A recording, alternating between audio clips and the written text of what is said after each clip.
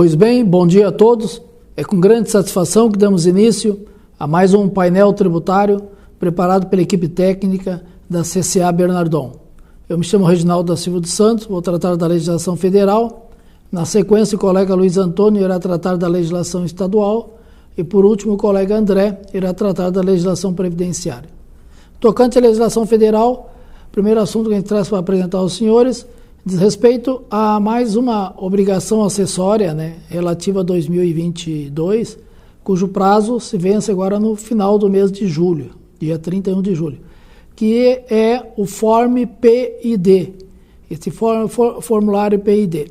O Form PID ele é uma informação que é feita para o Ministério da Ciência e Tecnologia, por todas aquelas pessoas jurídicas que, durante o ano calendário de 2022, usufruíram os benefícios da Lei do Bem no tocante à redução do imposto de renda, da base de cálculo do imposto de renda no LALUR, e a redução também na base de cálculo da contribuição social, de até 60% dos dispêndios com a pesquisa e inovação tecnológica. Então, de acordo com a Lei do Bem, todas aquelas pessoas jurídicas que estão enquadradas nos programas de pesquisa, desenvolvimento tecnológico e de inovação e que têm gastos comprovados com projetos de pesquisa e desenvolvimento, elas podem, no encerramento do período fiscal, trimestral ou anual, ou até nas estimativas mensais, excluir, além de lançar todos os gastos com pesquisa e desenvolvimento tecnológico como despesa operacional, ainda tem mais um incentivo de excluir no LALUR e no LACS até 60% do valor dos gastos com esses investimentos.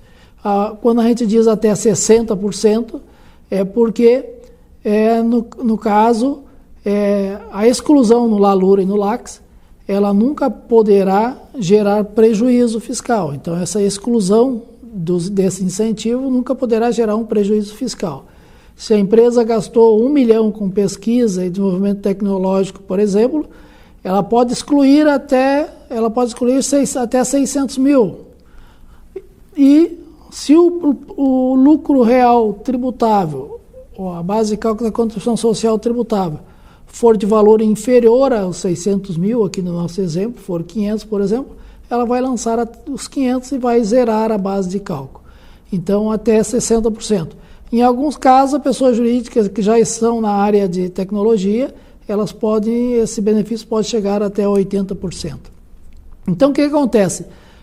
As pessoas jurídicas que em 2022 usufruíram desse benefício, fizeram uso para reduzir o imposto de renda e contribuição social via exclusão no LALUR e no LACS, elas têm essa obrigação de, até o último dia útil do mês de julho, entregar esse Form PID para o Ministério da Ciência e Tecnologia. No caso da falta de entrega desse formulário, dessas informações, ou atraso, acarretará na perda desses incentivos, ou seja, a pessoa jurídica terá que recalcular os tributos de 2022 sem a exclusão procedida. Então, é uma obrigação acessória que tem um reflexo direto na apuração do imposto de renda e contribuição social. Entregando em atraso ou não entregando, acarretará a perda do incentivo. Então, esse é o primeiro recado. Tem também, ainda dentro do Ministério da Ciência e Tecnologia, aquelas pessoas jurídicas que são da área de informática, ou de automação, e outros, elas têm também que entregar o relatório do MCT com todas as atividades desenvolvidas para manter os benefícios da lei de informática, aquelas pessoas jurídicas que assim estão enquadradas. Agora, a segunda matéria sobre a legislação federal diz respeito à declaração do ITR. Então, a Receita Federal, através da Instrução Normativa 2151, ela, de 11 de julho, ela publicou as instruções para a entrega da declaração do ITR 2023.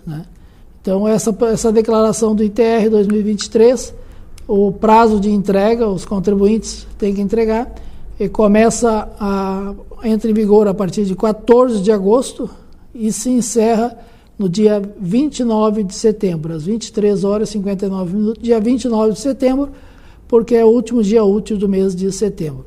Então, todas aquelas pessoas físicas ou jurídicas que são proprietários ou possuidores a qualquer título de imóvel rural estão obrigados a fazer a entrega da declaração. O imposto, o valor mínimo é R$10 ou as cotas, no caso de parcelamento, não pode ser inferior a R$100. No caso, a entrega só vai entrar no ar em 14 de agosto e as pessoas jurídicas ou físicas elas deverão prestar todas aquelas informações ligadas à propriedade rural, né? E vale aqui destacar, depois mais adiante nós vamos fazer um módulo específico só sobre declaração de ITR, que as pessoas jurídicas devem buscar sempre fazer a comprovação da efetiva utilização do imóvel rural para o correto enquadramento das alíquotas de tributação. Então, esse é um cuidado especial. Nas próximas semanas aí nós vamos fazer um painel tributário onde vamos falar só sobre a declaração de ITR. Com relação à matéria federal de hoje, então, seriam esses dois assuntos. Fique na sequência com o colega Luiz Antônio e depois o colega André e nos encontramos no próximo painel tributário. Um abraço a todos.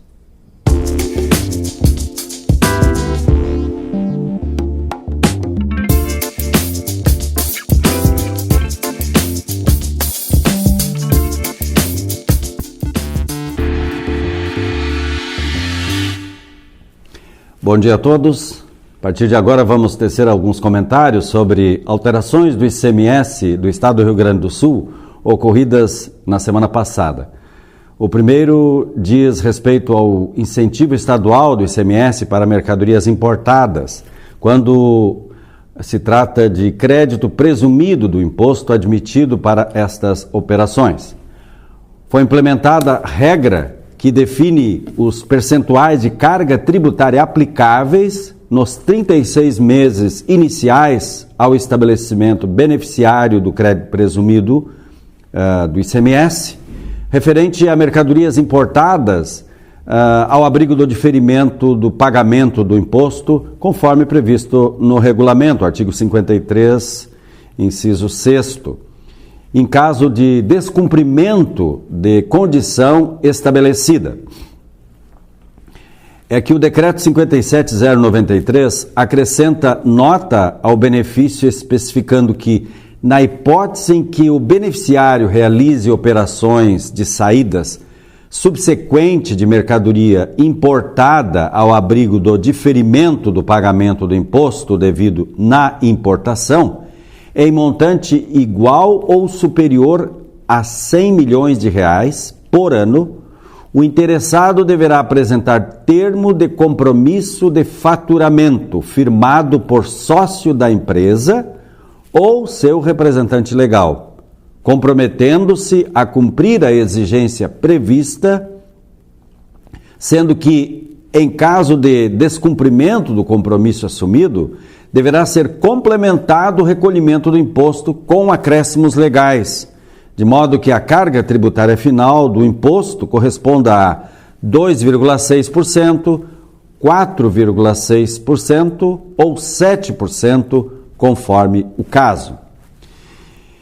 Esse crédito presumido do ICMS tem a ver com os benefícios que os estados do Paraná e Santa Catarina já concedem aos seus contribuintes importadores e o Rio Grande do Sul, então,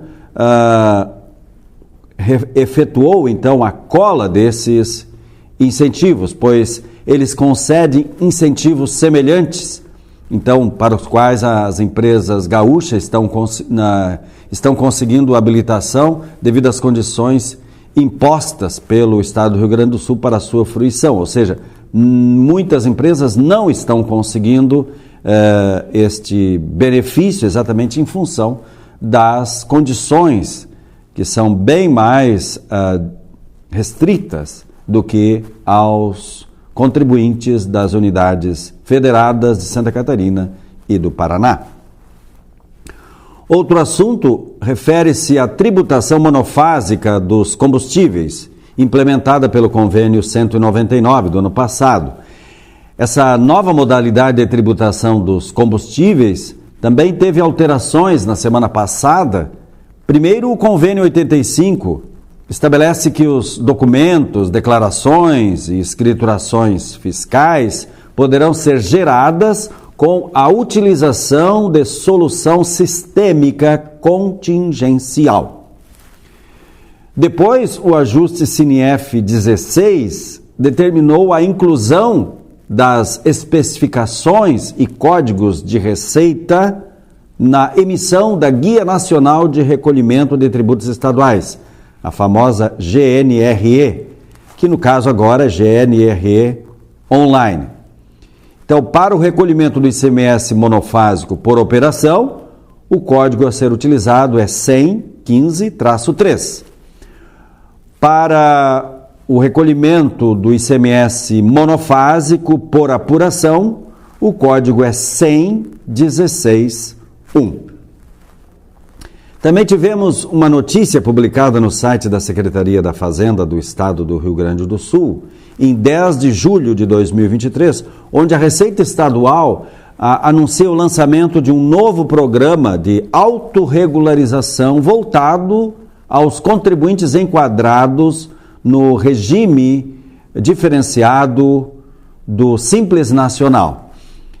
Este programa concede a oportunidade de contribuintes provenientes de diversos setores a efetuarem a regularização das respectivas divergências até 20 de agosto de 2023. E, por último, tivemos a publicação de uma normativa que inclui contribuinte no rol de optantes pelos benefícios relativos às operações com bens ou mercadorias destinadas às atividades de exploração e produção de petróleo e gás natural sob o amparo do Repetro-SPED.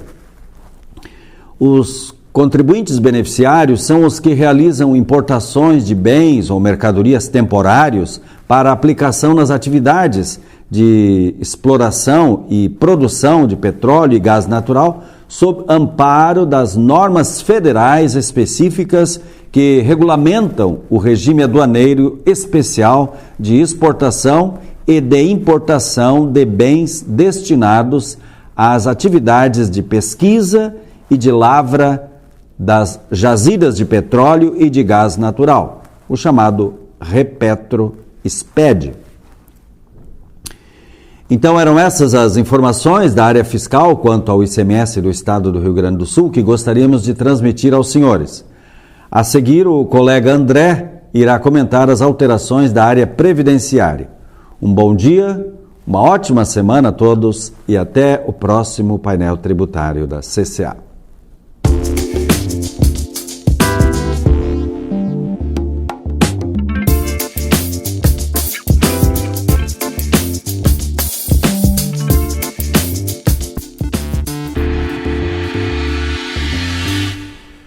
Bom dia.